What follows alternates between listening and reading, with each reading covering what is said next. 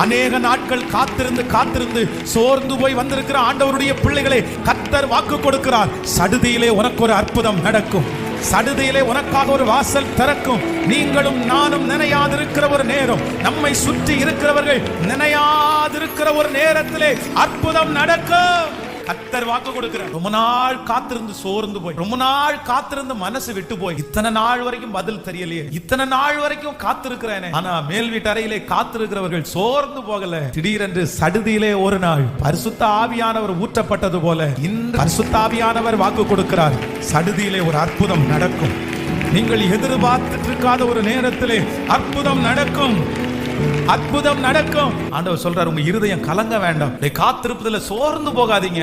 யாருமே எதிர்பார்த்து இராத அந்த நேரத்துல ஆண்டவர் சொல்லுகிறார், உனக்கு ஒரு அற்புதத்தை நான் நடக்க பண்ணுவேன். திடீரென்று அந்த வாசல் உங்களுக்காக திறக்க போகும்.